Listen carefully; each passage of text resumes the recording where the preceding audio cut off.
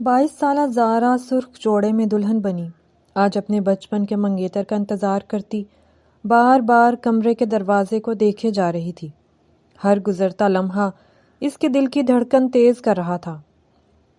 زارا آج اپنی بےتاب دھڑکنوں کو سنبھال کر شیراز شاہ کا انتظار کر رہی تھی۔ اس کی دھڑکنوں کی بےتابی کی دو ہی وجہ تھی، ایک تو شیراز شاہ اس کا بچپن کا منگیتر، اور دوسری وجہ سوچتے ہی اسے اپنا گلا سوکھتا ہوا محسوس ہوا۔ شادی کی گہما گہمی میں زارا اپنے کھانے پینے کا خیال نہ رکھ سکی، تبھی بار بار دل گھبرا رہا تھا۔ آج وہ بالکل بھی بیمار دکھنا نہیں چاہتی تھی۔ وہ چاہتی تھی کہ شیراز شاہ کے سامنے وہ دلہن کے روپ میں بھی بااعتماد لگے، تبھی بار بار سیج کے ساتھ رکھا ہوا گرم دودھ گھونٹ گھونٹ پی رہی تھی۔ اگلے ہی لمحے شیراز شاہ دلہا کی شیروانی پہنے کمرے میں داخل ہوا تو زارا کا دل سینے کے علاوہ سارے بدن میں دھڑکتا محسوس ہوا۔ جسم کا سارا خون چہرے پر جمع ہوا محسوس ہوا۔ زارا کا دماغ اسے یہی سمجھا رہا تھا کہ آج وہ مکمل طور پر شیراز شاہ کی ہو جائے گی۔ یہ سوچ ہی اتنی دل فریب تھی کہ وہ اپنے دل کی دھڑکن کو اپنے کانوں میں محسوس کر سکتی تھی۔ شیراز شاہ نے زارا کا گھونگھٹ اٹھایا تو اپنی قسمت پر اسے رشک آ گیا۔ زارا سے سرگوشی میں کہا، بچپن سے اس گھڑی کا انتظار تھا مجھے، اب مجھے روکنا مت۔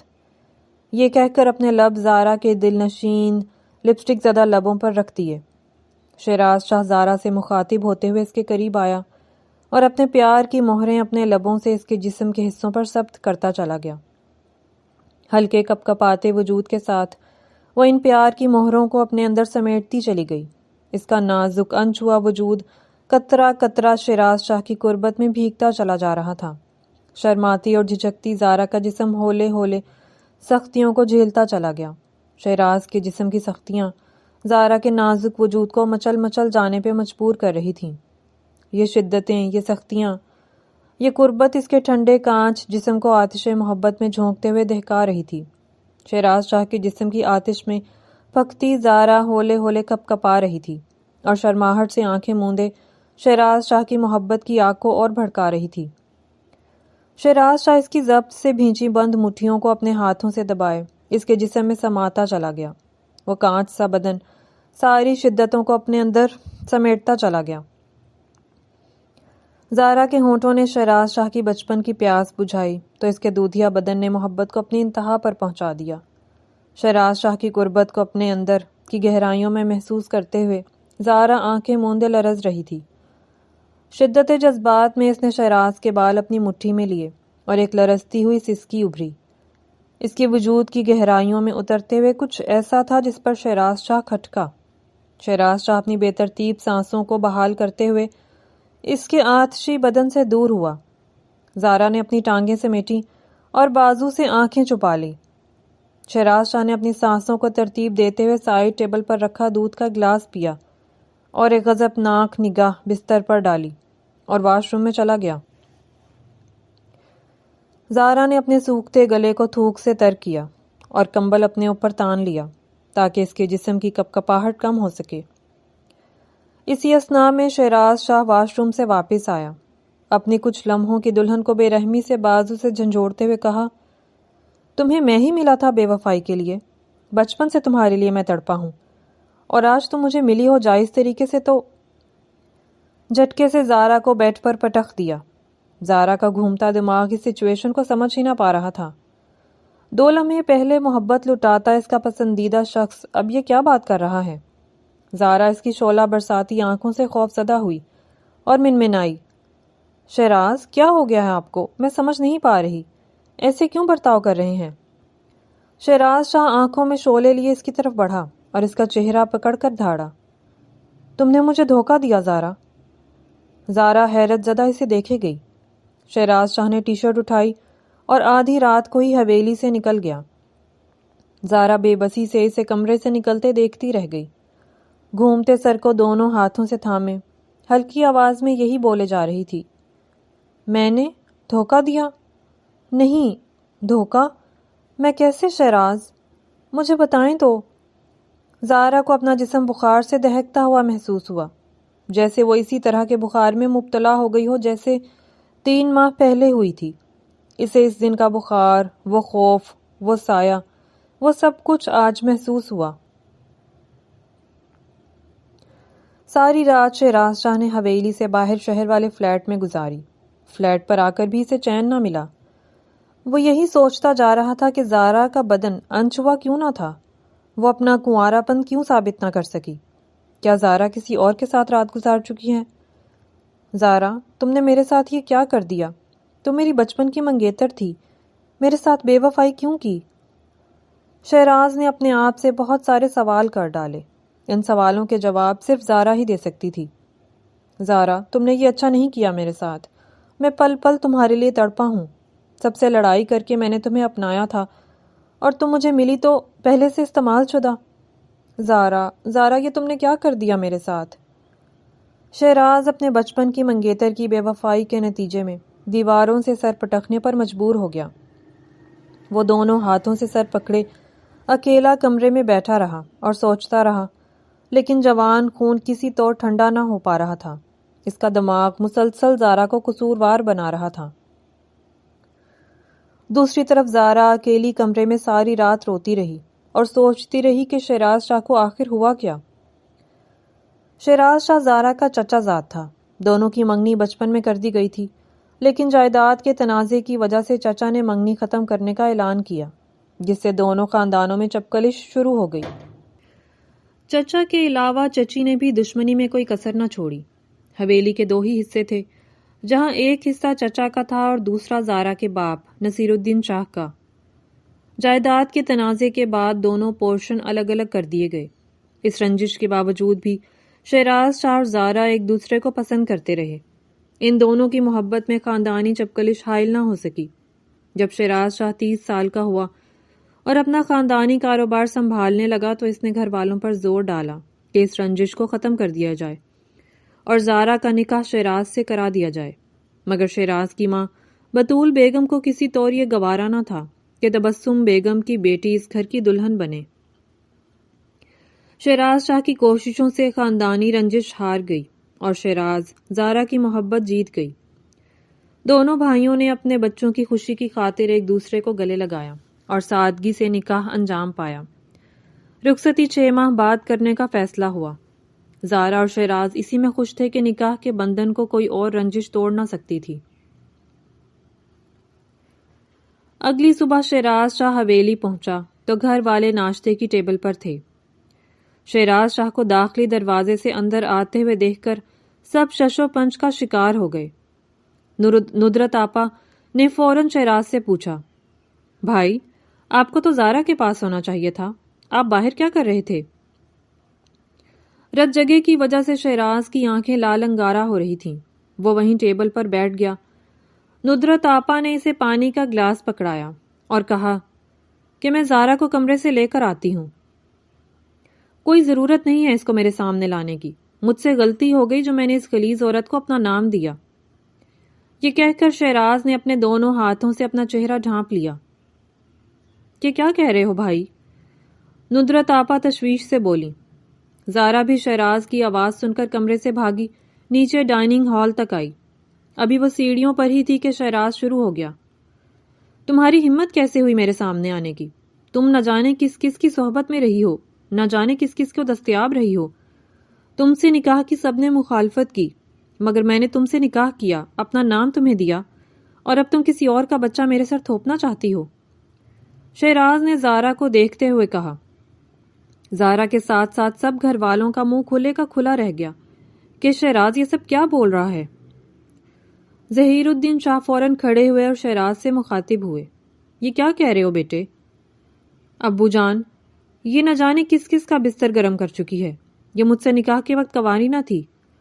بطول بیگم جلدی سے شہراز کے قریب آئیں اور ہاتھ نچا نچا کر کہنے لگیں، مجھے تو پہلے ہی پتا تھا کہ یہ بھی اپنی ماں کی طرح بدکردار ہی ہوگی۔ یہ سن کر زارا کو لگا کہ آسمان اس پر گر گیا ہے۔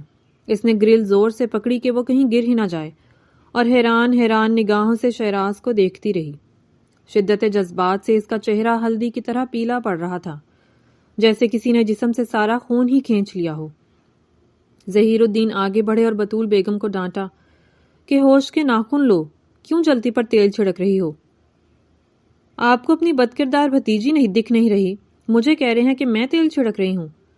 بطول بیگم سیخ پا ہوئے جا رہی تھی۔ ظہیر الدین نے ہاتھ کے اشارے سے سب کو چپ رہنے کا کہا اور زارا کی طرف متوجہ ہوئے۔ زارا بیٹی، شیراز کیا کہہ رہا ہے؟ اتنے تشنے تانوں میں چچا کے منہ سے بیٹی کا لفظ سن کر زارا پھوٹ پھوٹ کر رو دی اور سیڑھیوں پر ہی ڈھیر ہو گئی۔ ندرت آپا نے فوراً زارا کو گرنے سے بچایا۔ ابو جان، بس، مجھے اپنی بیوی کے روپ میں زارا منظور نہیں۔ میں کسی کے بچے کو اپنا نام نہیں دے سکتا۔ اسے ابھی اور اسی وقت نکالوں گا۔ شیراز تو جیسے سارے الزام آج ہی لگانے پر تلا ہوا تھا۔ شیراز نے نہ آؤ دیکھا نہ تاؤ، سیڑھیوں سے زارا کو گھسیٹتا ہوا داخلی دروازے تک لے آیا۔ زارا ہوش و حواس سے بیگانہ گھسیٹتی ہی چلی گئی۔ ندرت آپا پیچھے بھاگتی ہوئی آئیں اور کہنے لگیں، بھائی کیا کر رہے ہو؟ میں اسے تایا کے گھر چھوڑ آتی ہوں، آپ اندر جائیں اور بیٹھ کر بات کریں۔ ندرت آپا نے گرتی ہوئی زارا کو پکڑا تو زارا دیوانوں کی طرح شیراز کے قدموں میں بیٹھ گئی۔ منت بھرے لہجے میں فریاد کرنے لگی، شیراز، مجھے آپ سے بچپن سے محبت ہے، میں بدکردار کیسے ہو سکتی ہوں؟ شیراز، آپ کو آپ کی محبت کا واسطہ، آپ مجھ پر ایسا الزام نہ لگائیں۔ میں تو آپ کے ساتھ کا بچپن سے انتظار کر رہی ہوں، یہ آپ ایسا کیوں کہہ رہے ہیں؟ چچا، آپ کچھ سمجھائیں۔ آپا، میں ایسی نہیں۔ شیراز، ایسا بالکل بھی نہیں۔ زارا کی شدت جذبات سے الفاظ ٹوٹنے لگے اور وہ شیراز کے قدموں میں ڈھہ گئی۔ شیراز نے اسے لات مار کر اپنے سے دور کیا۔ چچی چلانے لگی، اٹھاؤ اس گند کو اور چھوڑ کر آؤ تبسم کے دروازے پر۔ شکر ہے ایک رات میں ہی اصلیت سامنے آ گئی۔ اماں، آپ تو چپ کریں، ندرت آپا نے اپنی ماں کو سختی سے کہا۔ ظہیر الدین اپنا منہ چھپا کر کمرے میں چلے گئے۔ ندرت آپا نے زارا کو اٹھایا اور کہا، ابھی تم تائی کے پورشن میں جاؤ، ضرور بھائی کو غلط فہمی ہوئی ہے۔ شیراز شاہ غضبناک آنکھوں سے لٹی پٹی زارا کو دیکھتے ہوئے دھاڑا، طلاق کے کاغذات میں جلد بھجوا دوں گا۔ آپا، تایا سے کہنا میں نے ان کی عزت کا ٹھیکہ نہیں لیا ہوا، اب اپنی عزت کی پامالی کو خود سہارا دیں۔ یہ کہہ کر بڑے بڑے ڈگ بھرتا سیڑھیاں چڑھ گیا۔ اپنے پھولوں سے سجے کمرے کو دیکھ کر عجیب غصہ طاری ہو گیا۔ اس نے پھولوں کی سیج نوچ نوچ کر ادھیڑ دی۔ غصہ تھا کہ قابو ہی نہ آ رہا تھا۔ شیراز شاہ آج اپنی ہر چیز پر غصہ نکالنا چاہ رہا تھا۔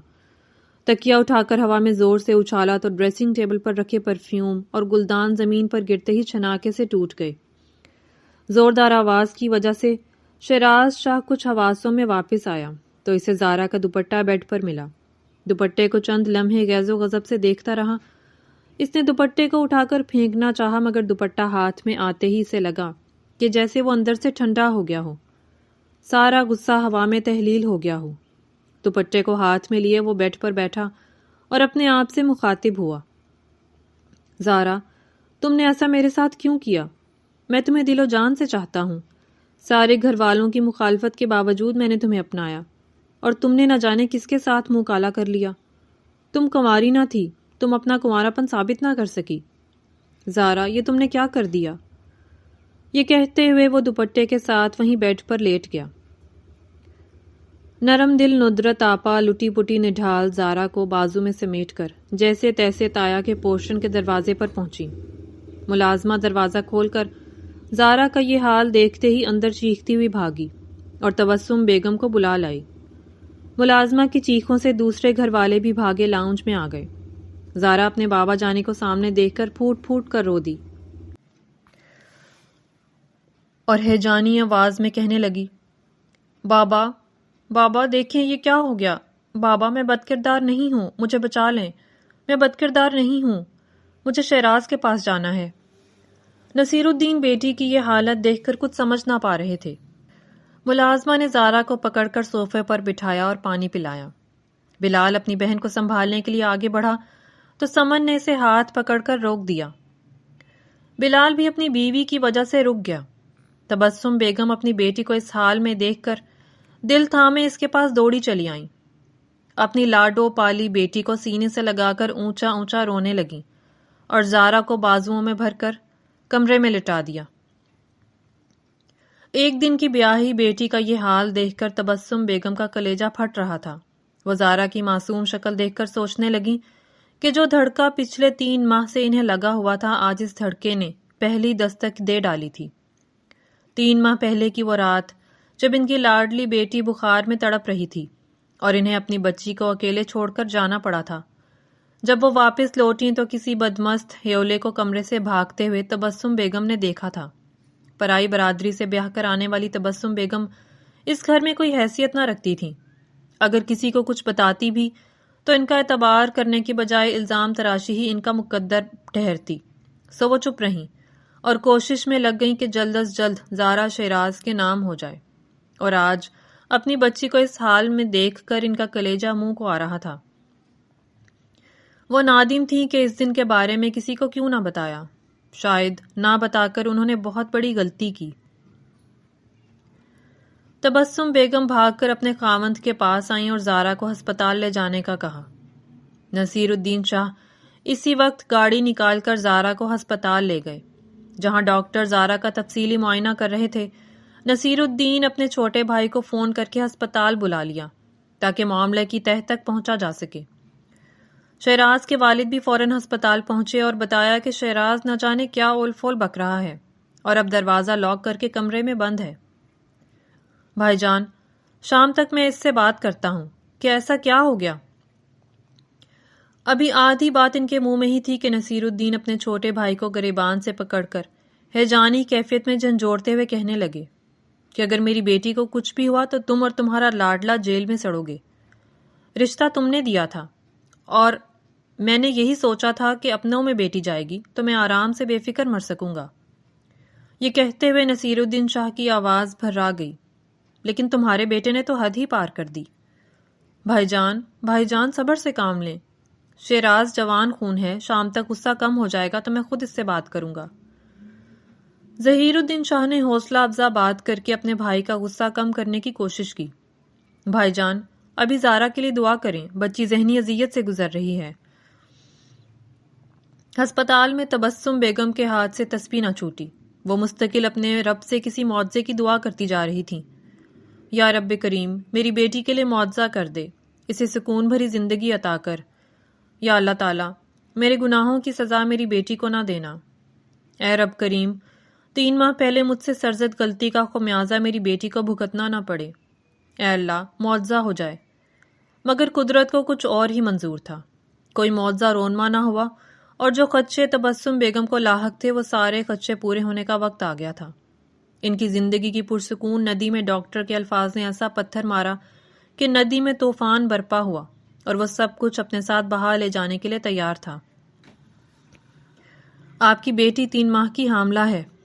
ڈاکٹر کے یہ الفاظ قیامت بن کر شاہوں کے گھر ٹوٹے تھے۔ نصیر الدین یہ الفاظ سنتے ہی سینے پر ہاتھ رکھ کر ایک طرف جھکتے چلے گئے۔ آدھے گھنٹے پہلے جس بھائی کو لان تان کر رہے تھے، اب وہی بھائی سہارا دے کر ڈاکٹر کے لیے دوڑ بھاگ کر رہا تھا۔ تبسم بیگم جو ابھی تک ہمت سے معجزے کے ہونے کی دعائیں کر رہی تھیں، ہیجانی کیفیت میں اونچا اونچا رو رہی تھیں، ملازمہ سنبھالنے میں ناکام نظر آ رہی تھی۔ تھوڑی دیر میں ہی بلال ہسپتال پہنچا، جہاں اس کے والد کو ہارٹ اٹیک ہوا تھا اور وہ ڈاکٹرز کی زیر نگرانی کمرے میں دنیا و مافیا سے بے خبر پڑے ہوئے تھے۔ بلال پہلے ہی بیوی کی وجہ سے گھر والوں سے متنفر تھا، اب اس خبر نے تو اس کے غصے کو ایک تازہ جھونکے سے بھڑکا دیا تھا۔ جیسے تیسے کر کے بلال تبسم بیگم اور زارا کو گھر لایا۔ گھر آتے ہی زارا کے لیے ایک اور قیامت منتظر تھی۔ بھائی نے ایک زوردار تمانچہ زارا کو رسید کیا اور کہنے لگا، زارا تم اتنی بد کردار نکلی۔ یہ کہہ کر بھائی تو ایک جگہ بیٹھ گیا، لیکن ساری کسر بلال کی بیوی نے نکالی۔ میں تو پہلے ہی کہتی تھی زارا کچھ تو غلط کر رہی ہے، اور بلال آپ کی امی اس کا ساتھ دیتی رہی ہیں۔ اس گھر کا ماحول کتنا بد کردار ہے، اف اللہ، میں یہاں اپنے بچوں کی پرورش کروں گی؟ نہیں بلال، یہ نہیں ہوگا۔ اس گھر میں میرے بچوں کے لیے ماحول محفوظ نہیں ہے۔ نہ جانے زارا کس کس کو گھر بلاتی رہی ہے اور کہاں کہاں منہ مارتی رہی ہے۔ اس بد کردار کی وجہ سے بلال آپ کے بابا زندگی اور موت کی کشمکش میں ہیں۔ اچھا ہوا شیراز کو عقل تھی، یہ 3 ماہ سے نہ جانے کس کا بچہ پیٹ میں پال رہی ہے۔ کسی کا گند شیراز کے سر تھوپنا چاہتی تھی، اسی لیے آپ کی امی زارا کی جلد شادی کرانا چاہتی تھی۔ یہ ماں بیٹی دونوں کی ملی بھگت ہے کوئی۔ بلال، مجھے ابھی کے ابھی فیصلہ چاہیے۔ آپ مجھے شہر کے گھر میں شفٹ کریں، ان بد کرداروں کے ساتھ رہنا ناممکن ہو گیا ہے۔ ایسے ایسے الزام بھابھی لگا کے گئی کہ زارا کو بھی اپنے وجود سے نفرت ہونے لگی۔ اتنی زہر میں بجھی باتوں کے بعد امی نے زارا کو اسٹور روم میں بٹھایا اور سختی سے تاکید کی کہ باہر نہ آنا۔ زارا کے پاس رونے اور ماتم کے سوا کچھ نہ بچا تھا۔ اسٹور میں وہ ایک گٹھڑی کی طرح زمین پر لیٹی روتی رہی۔ زارو قطار روتے ہوئے اسے وہی خواب، دھندلا سا منظر دماغ میں آ رہا تھا۔ اس دن بخار کی حالت میں کوئی وجود تھا اس کے قریب، مگر وہ دواؤں کے زیر اثر اس وجود کو محسوس بھی نہ کر سکی تھی۔ وہ سخت سردی کی شام، وہ نہیں جانتی تھی کہ اس رات کیا ہوا تھا۔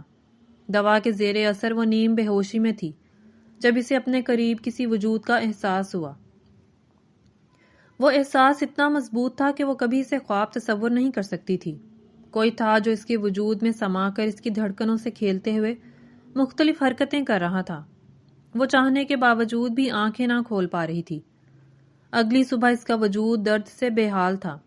زارا نے امی کو یہ خواب اور جسم کا درد بتایا تو امی نے بے چین ہو کر اسے گلے لگایا اور تسلی دی کہ یہ بات کسی اور سے نہ کرنا، دوا کی وجہ سے یہ سب کچھ ہو رہا ہے، اور زارا کو کہا کہ تم جلدی ٹھیک ہو جاؤ اور تم شیراز کی جلد سے جلد دلہن بن جاؤ۔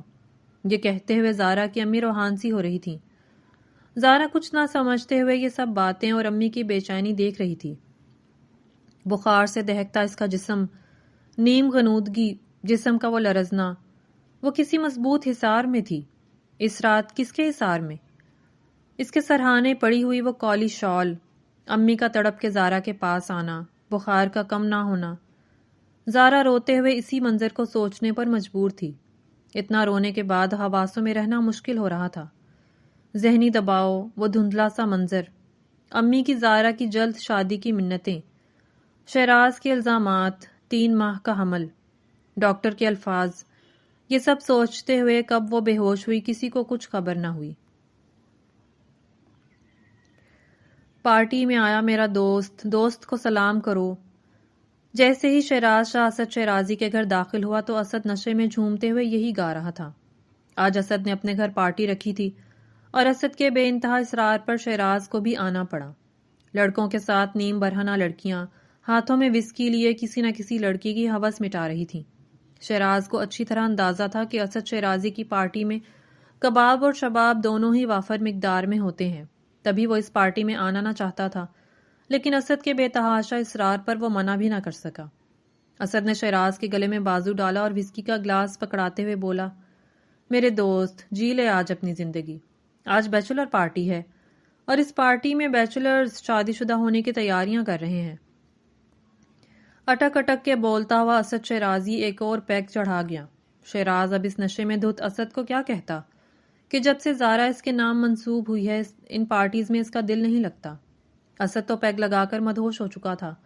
شیراز نے اسے ایک صوفے پر لٹا دیا اور وسکی کا گلاس لیے دوسرے دوستوں کی طرف بڑھا جو کارڈز کھیلتے ہوئے پیگ چڑھا رہے تھے۔ وسکی کی ہلکی سپ لیتے ہوئے دوستوں کی پارٹی انجوائے کرنے لگا۔ مزمل نے ایک لچکتی ہوئی ویٹرس سے شیراز کا گلاس ریفل کرنے کو کہا۔ شیراز کے لاکھ انکار کے باوجود اسے دوستوں کے ساتھ وہ حرام مشروب پینا پڑا اور آدھے گھنٹے میں ہی وہ اس حرام مشروب کے زیر اثر آ چکا تھا اور دنیا و مافیا سے آزاد ہو چکا تھا، لیکن اس کے لب ابھی بھی زارا کے نام سے تھرک رہے تھے۔ شیراز کو مدہوش دیکھ کر مزمل نے ایک رقاصہ کو اشارے سے شیراز کے پاس آنے کو کہا تاکہ شیراز اس رقاصہ کے ساتھ اپنے تنہائی کے لمحے بتائے اور بدلے میں مزمل ان تنہائی کے لمحوں کی قیمت وصول کرے۔ ان پارٹیز کا یہی کام ہوتا ہے۔ جیسے ہی دلکش چال چلتی ہوئی وہ نیم برہنہ رقاصہ شیراز شاہ کی گود میں بیٹھی، شیراز جھٹکے سے کھڑا ہوا اور اپنے گھومتے دماغ اور مچلتے جذبات کو قابو کرتے ہوئے اپنے دوسرے دوست حسین کو کہا، یار مجھے گھر چھوڑاؤ، مجھے اپنی جوانی ان بازاری عورتوں پر نہیں لٹانی۔ حسین نے اپنی شال کندھوں پر ڈالی اور جھومتے شیراز شاہ کو سہارا دیتے ہوئے پارٹی ہال سے نکل آیا۔ نشے میں مدہوش شیراز شاہ کو ٹھنڈ کا احساس ہوا تو حسین نے اپنی شال شیراز کو اڑا دی اور شیراز سے پوچھا، یار تمہیں کہاں ڈراپ کروں؟ شیراز مدہوشی میں کسی کا نام بار بار لے رہا تھا جسے حسین کوشش کے باوجود بھی نہ سمجھ سکا۔ حسین نے بار بار شیراز سے پوچھا، یار بتاؤ حویلی جانا ہے یا شہر والے فلیٹ؟ اس حالت میں شہر کے فلیٹ میں اکیلے چھوڑنا ٹھیک نہیں تھا، اس لیے حسین نے شیراز کے چہرے کو تھپ تھپایا تاکہ وہ کچھ ہوش میں آئے۔ تایا تایا تایا جی کی حویلی۔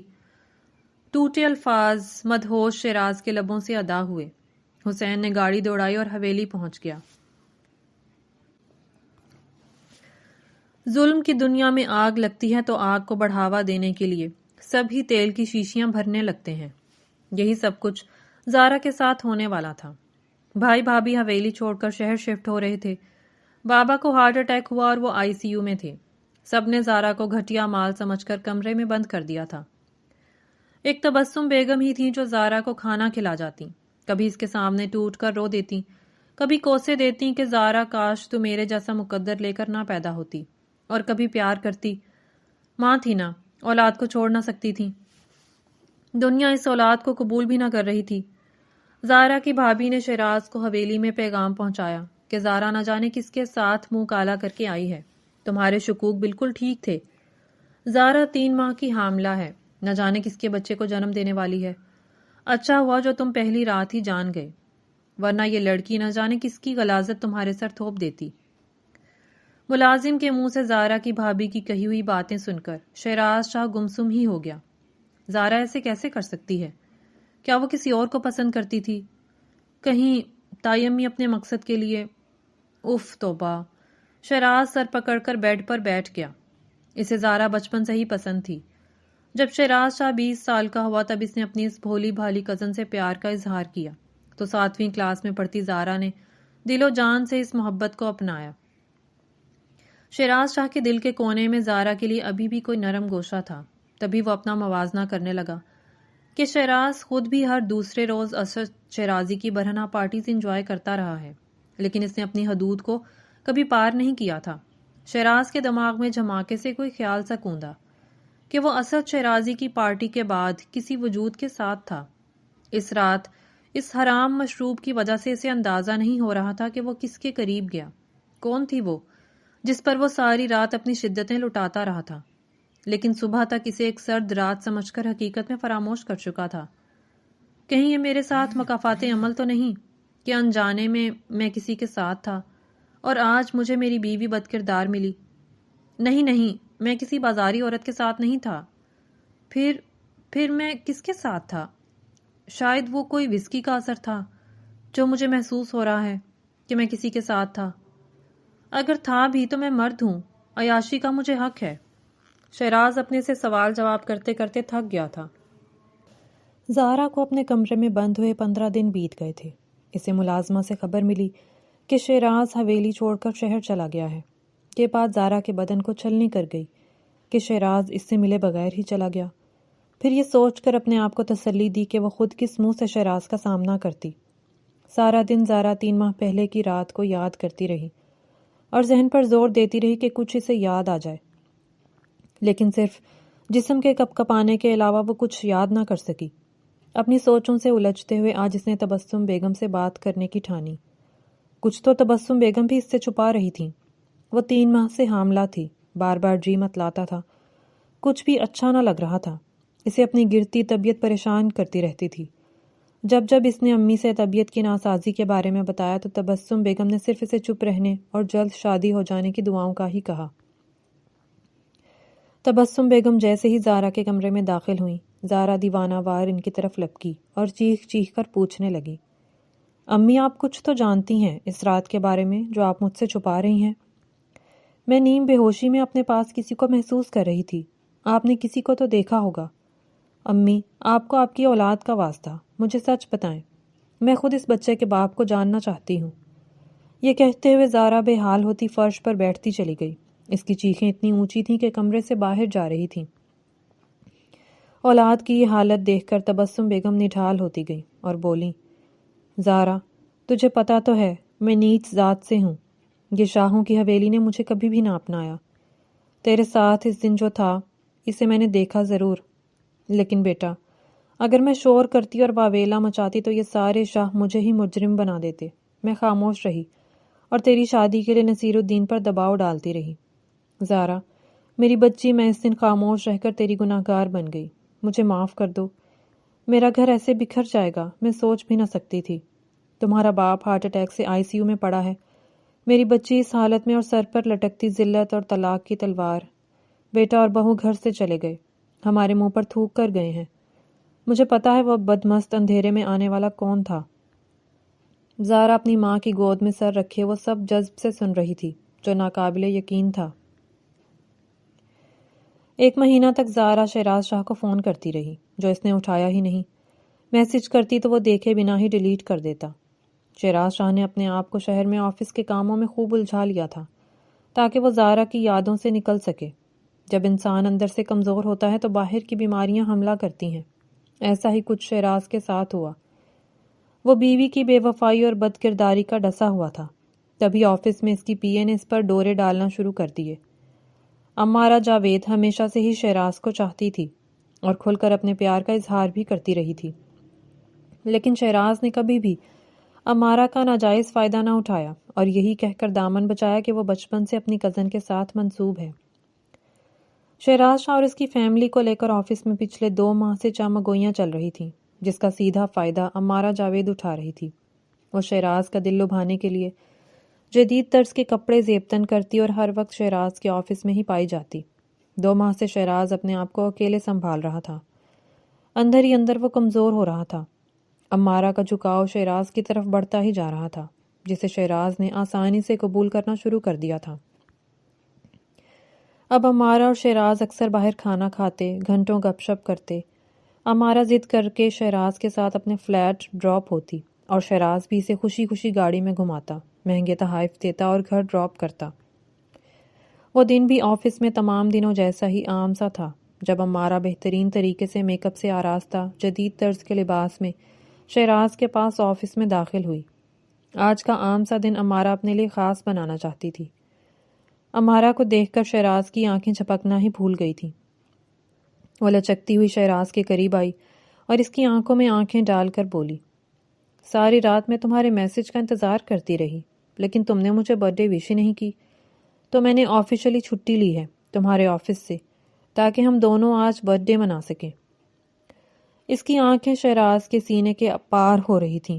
اس کی نیل پالش سے سجے ہاتھوں کی انگلیاں شیراز کے چہرے پر ناچ رہی تھیں۔ امارہ شیراز کی گردن پر انگلیاں پھیرتے ہوئے گویا ہوئی، ڈیئر، آج میں تمہیں پک کرنے آئی ہوں تاکہ تم میری برتھ ڈے پارٹی میں چیف گیسٹ بنو۔ کرسی پر بیٹھے شیراز کے کان کی لو ہلکے سے مسلتے ہوئے وہ ذرا سا جھکی تو اس کے سینے کی گہری اور لمبی لائن اس کے کان سرخ کر گئی۔ جلدی جلدی فائلیں سمیٹیں اور امارہ کو چلنے کا اشارہ کیا۔ امارہ ہائی ہیل پہنے شیراز کے ساتھ آفس سے نکل آئی۔ امارہ اپنے فلیٹ میں اکیلی ہی رہتی تھی تو شیراز یہی سمجھا کہ کچھ دوستوں کے ساتھ ڈرنک پارٹی رکھی ہوگی۔ راستے میں شیراز نے اصرار کیا کہ پہلے سالگرہ کا گفٹ لیتے ہیں پھر پارٹی جوائن کریں گے۔ کیا گفٹ دو گے؟ امارہ نے نزاکت سے پوچھا۔ کچھ بھی گولڈ کا جو تمہیں پسند آئے، شیراز نے جواباً کہا۔ امارہ نے شیراز کے کندھے کو ٹہوکا دیتے ہوئے کہا، پارٹی میں خود تم سے اپنا گفٹ وصول کر لوں گی۔ جب امارہ اور شیراز دونوں فلیٹ میں داخل ہوئے تو امارہ نے ہینڈ بیگ صوفے پر اچھالا اور اپنے لباس کا ایک گاؤن کی طرح کا حصہ اتار دیا۔ نیم برہنہ امارہ نے شیراز کو ہاتھ سے پکڑ کر صوفے پر ہلکے سے دھکا دیا۔ ٹائٹ جینز پر ہائی ہیل اس کے فگر کو بے باک بنا رہی تھی۔ گاؤن اتارنے کے بعد اب امارہ ایک ٹائٹ سی سلک کی شرٹ میں ملبوس تھی جس کا گلا اور اس کے سینے کے ابھار صاف دکھائی دے رہے تھے۔ شیراز امارہ کے اتنے بے باک انداز اور تنہائی سے کچھ مشکوک ہوا۔ امارہ، یہ تم کیا کرنا چاہ رہی ہو؟ تمہاری سالگرہ ہے نا آج؟ کالر کا بٹن کھولتے ہوئے شیراز بولا۔ امارہ نے شیراز کی گود میں بیٹھتے ہوئے کہا، آج میرا یہی گفٹ ہے کہ میں تمہاری تنہائیوں کی ساتھی بن جاؤں۔ امارہ نے اپنی باہیں شیراز کے گلے میں ڈالیں اور ہونٹوں کو قریب کرتے ہوئے بولی، میں ہمیشہ تمہارے اتنا قریب ہی رہنا چاہتی ہوں۔ آہستہ سے اس کی شرٹ کا بٹن کھولا اور اس کی گردن پر ہولے سے دانت کاٹ دیا۔ میکانکی انداز میں شیراز نے اپنے ہاتھوں سے اس کی کمر کو پکڑا۔ تنہائی، جوانی، ہر طرح کے اسلحے سے لیس بے باک عورت، اس سب میں کوئی بھی آدمی بہک سکتا تھا۔ شیراز بھی بہک رہا تھا۔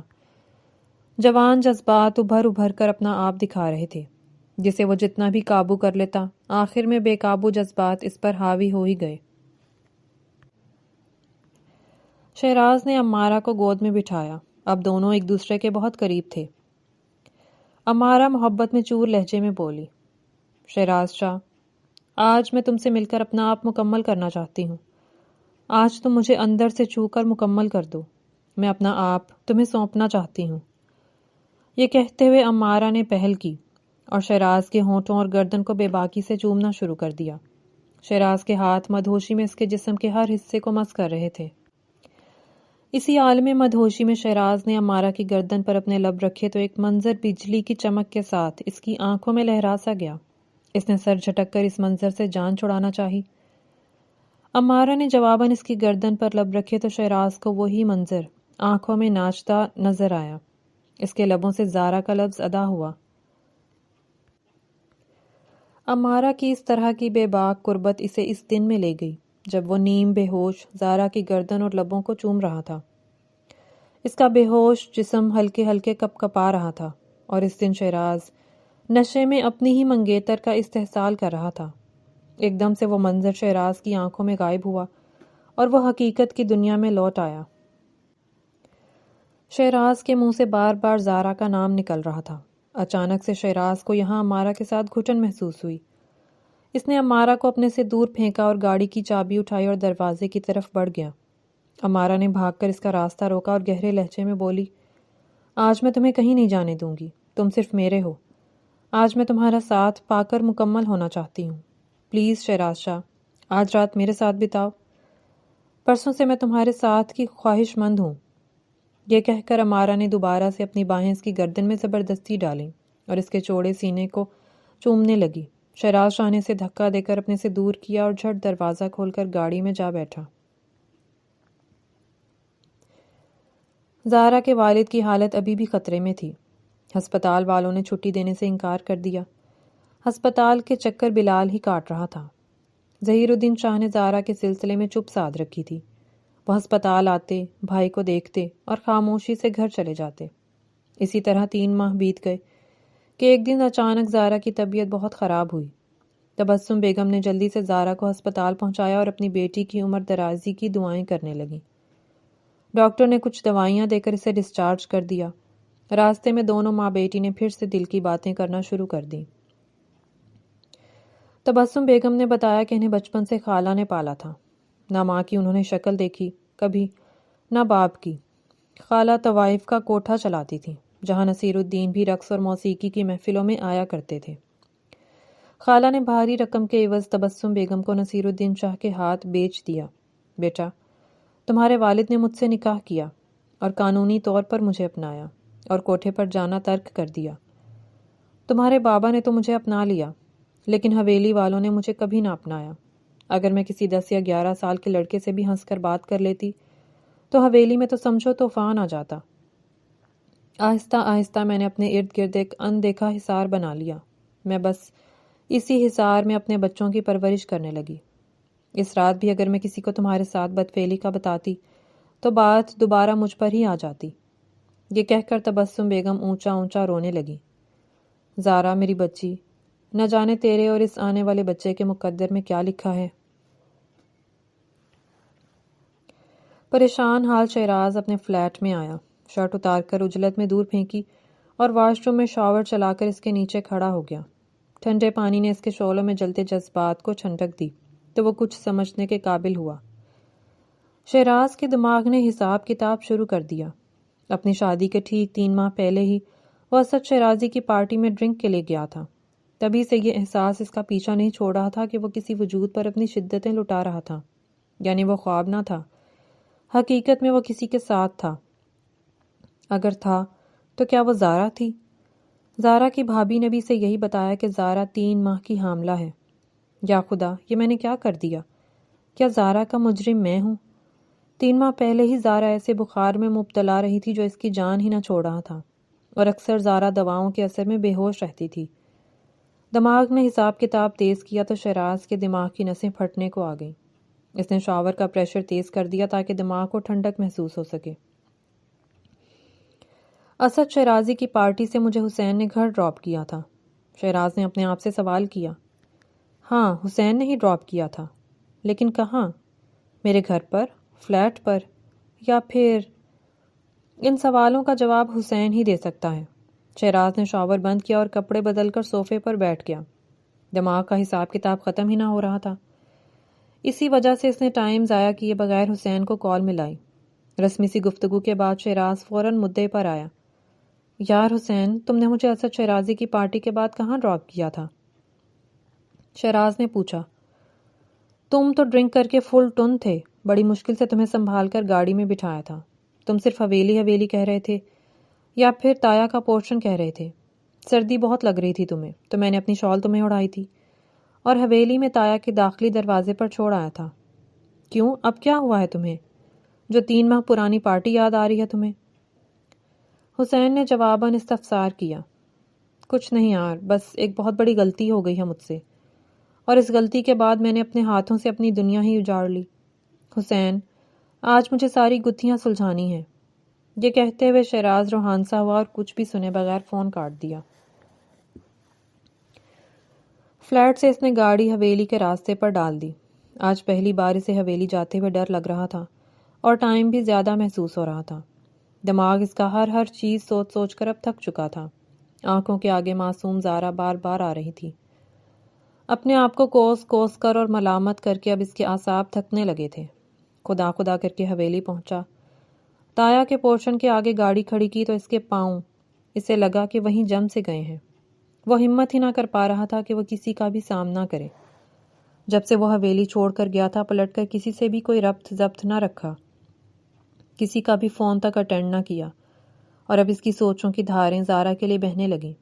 نہ جانے اس معصوم صفت لڑکی نے یہ سب کیسے برداشت کیا ہوگا۔ کہیں زارا نے خودکشی؟ نہیں، ایسا نہیں کر سکتی وہ۔ ساری سوچوں کو جھٹک کر داخلی دروازے سے گھر میں داخل ہوا تو ملازمہ نے شاہوں کو اطلاع دی۔ بلال بھی حویلی میں ہی موجود تھا۔ وہ اپنا گھر کا سامان شہر شفٹ کرنے میں لگا ہوا تھا۔ بلال نے جیسے ہی شہراز شاہ کو دیکھا تو ملازموں کو باہر جانے کا کہا۔ شہراز نے فوراً تبسم بیگم سے زارا کا پوچھا۔ تائی جی، زارا کہاں ہے؟ اور ہیجانی آواز میں اونچی اونچی زارا کو آواز دینے لگا۔ زارا، میرے سامنے آؤ، مجھے تم سے کچھ پوچھنا ہے۔ تبسم بیگم اور بلال ہونک سے بنے شہراز کو دیکھ رہے تھے کہ نہ جانے اب کیا ہونے والا ہے۔ اس سے پہلے کہ تبسم بیگم کچھ بھی کہتی، زارا اپنے کمرے سے باہر نکل آئی۔ شہراز کو دیکھ کر وہ سہم سی گئی۔ شہراز باقی سب کو اندیکھا کر کے زارا پر نظریں گاڑے ہوئے تھا۔ زارا کا بھرا بھرا وجود، کمزور سی شکل، نکاہت سے جھکے کندھے، زرد پڑتی رنگت، پہلی نظر میں شہراز کو زارا پہچاننے میں دقت ہوئی۔ زارا، اس رات جب تم دواؤں کے اثر میں تھیں تو کوئی تھا تمہارے پاس؟ شہراز نے اٹک اٹک کر اپنی بات شروع کی۔ زارا وہیں سیڑھی پر بیٹھ گئی اور بولی، ہاں، کوئی تھا میرے ساتھ۔ کوئی ثبوت ہے تمہارے پاس؟ شہراز نے تھوک نگلتے ہوئے پوچھا۔ ہاں، ایک کالے رنگ کی مردانہ شال، سپاٹ سے لہجے میں زہرا نے جواب دیا۔ آج سارا اپنی نکاہت کو ایک طرف رکھ کے بڑی تسلی سے سوالوں کے جواب دے رہی تھی۔ کیا تم وہ شال دکھا سکتی ہو؟ شہراز نے بہت دھیمی آواز میں پوچھا۔ ہاں، زارا نے تیزی سے جواب دیا اور ملازمہ کو اشارے سے شال لانے کا کہا۔ شہراز کا دل ندامت کے بوجھ سے چھلنی ہوئے جا رہا تھا۔ لمحہ لمحہ وہ ندامت کی جھیل میں اتر رہا تھا۔ ملازمہ نے شال لا کر زارا کو دی۔ زارا نے مشکل سے اپنے بھرے بھرے وجود کو کھڑا کیا اور شال پوری طاقت سے شہراز شاہ کی طرف اچھال دی۔ شہراز اپنے قدموں میں گری کالی شال دیکھ کر بکھر ہی گیا۔ وہ اپنے پورے قد سے اپنے گھٹنوں پر آ گرا اور لرزتی آواز سے گویا ہوا، زارا، اس دن میں ہی تمہارے ساتھ تھا۔ یہ بچہ میرا ہی ہے۔ میں ہی تمہارا گناہگار ہوں، لیکن اس بچے کا ہی باپ ہوں۔ شہراز شاہ کے منہ سے یہ الفاظ سن کر بلال شہراز کی طرف بڑھا اور خونخوار طریقے سے اسے گریبان سے دبوچا۔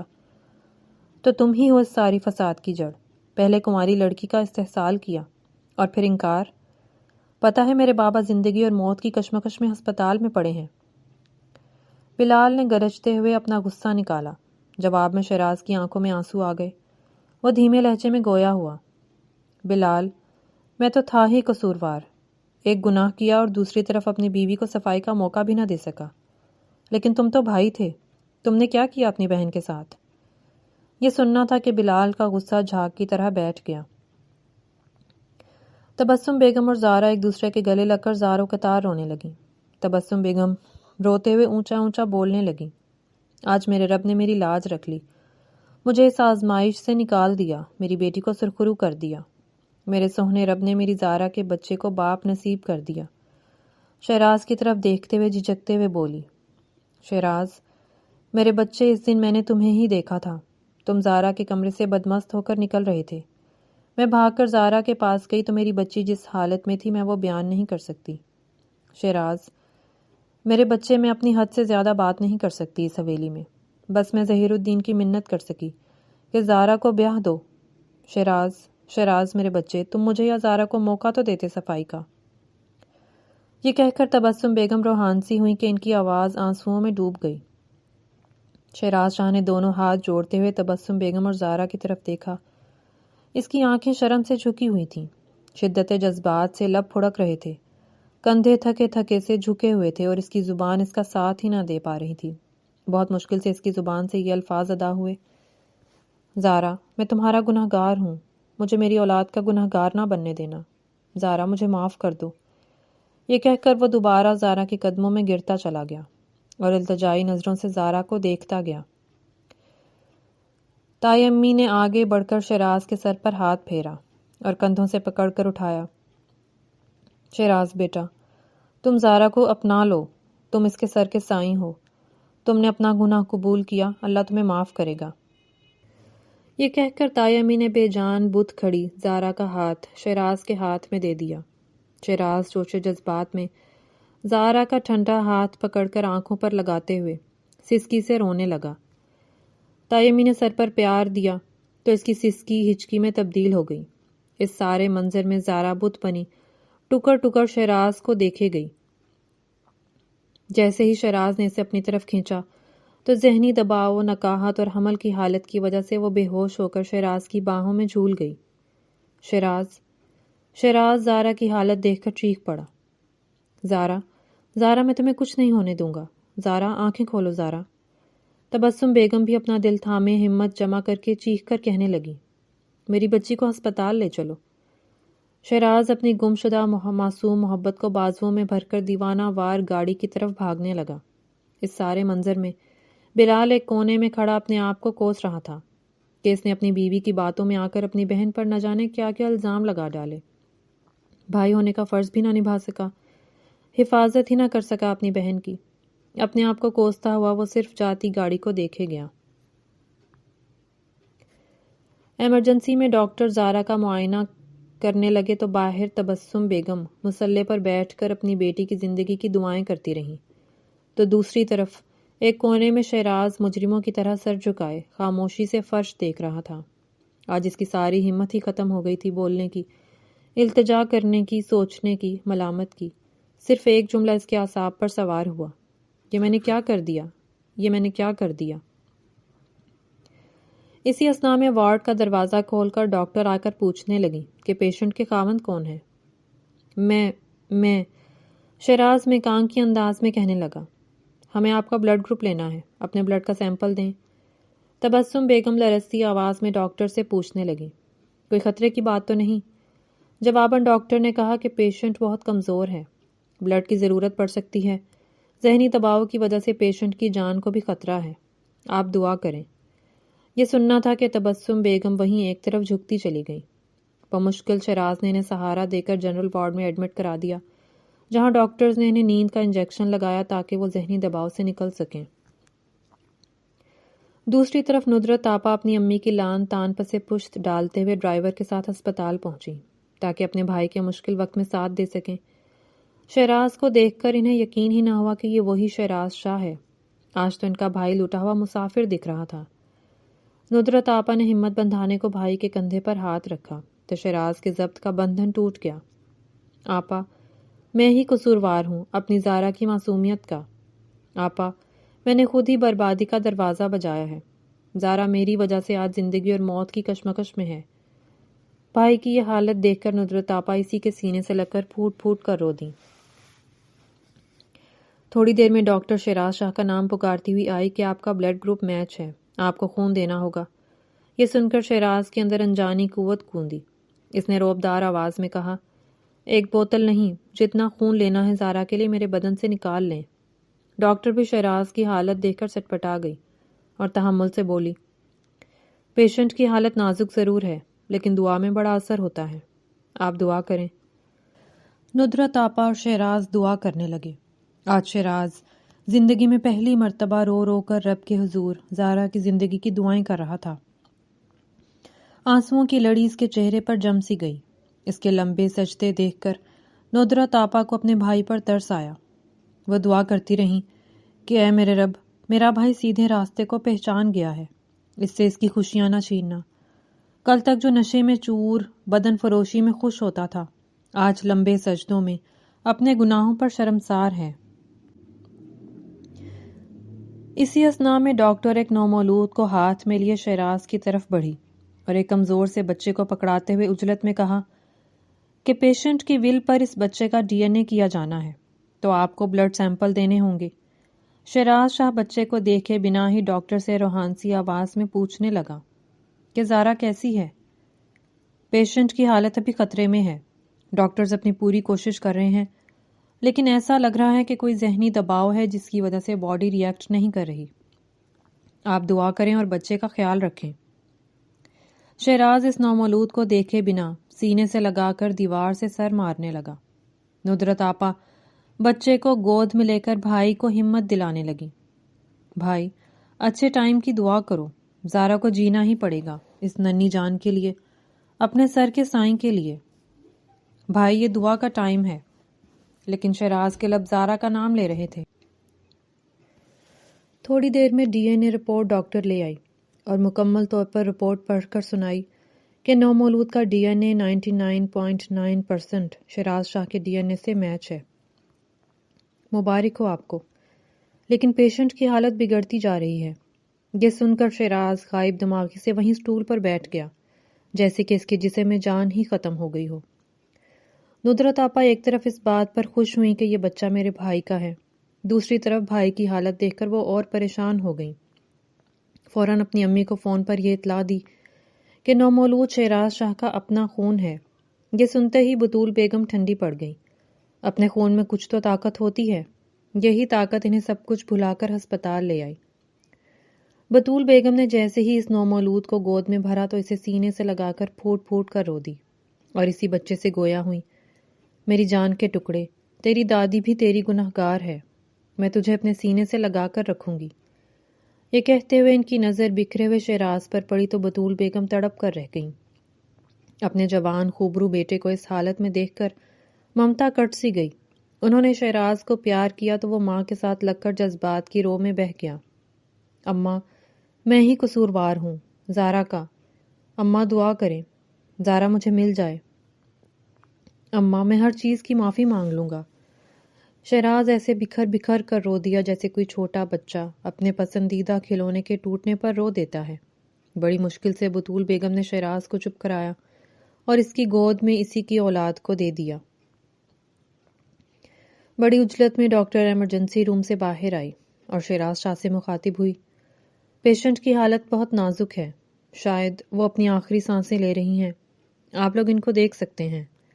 شہراز شاہ دیوانہ وار روم میں داخل ہوا جہاں اس کی معصوم محبت بہت سی مشینوں میں جکڑی بے سدھ پڑی ہوئی تھی۔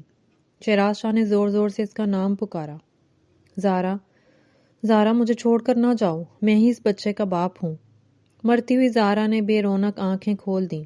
ان آنکھوں میں شہراز کو محسوس ہو رہا تھا جیسے وہ آنکھوں کی زبان میں شہراز سے کہہ رہی ہو، میں گناہگار نہ تھی، تم میں سے کسی نے مجھ پر بھروسہ نہ کیا، اپنی صفائی کا کوئی ایک موقع بھی نہ دیا۔ اس کی کھلی آنکھیں دیکھ کر بطول بیگم آگے آئیں اور نومولود کو زارا کی آنکھوں کے سامنے کیا اور بولیں، یہ دیکھو زارا، تمہارا اپنا بچہ، میرے شہراز کا بچہ، زارا، زارا۔ یہ کہتے ہوئے بطول بیگم روحان سی ہو گئی۔ مرتی زارا نے ایک خاموش نظر نومولود پر ڈالی اور ہمیشہ کے لیے آنکھیں موند لیں۔ ڈاکٹر نے سانس چیک کرتے ہوئے کہا کہ ہم آپ کے پیشنٹ کو بچا نہ سکے۔ یہ سنتے ہی شہراز نے اس کے قدموں میں سر رکھ دیا۔ معصوم سی زارا خاموشی سے اس کے منہ پر تمانچہ مار کر ہمیشہ کے لیے سو گئی۔ اس کی بند آنکھیں اور بند لب یہی کہہ رہے تھے کہ وہ بد کردار نہ تھی۔ ابھی بھی شہراز شاہ کو لگ رہا تھا کہ اس کے لبوں پر مرجھائی ہوئی مسکراہٹ ہے جو اسے یہ احساس دلا رہی ہے کہ وہ بد کردار نہ تھی۔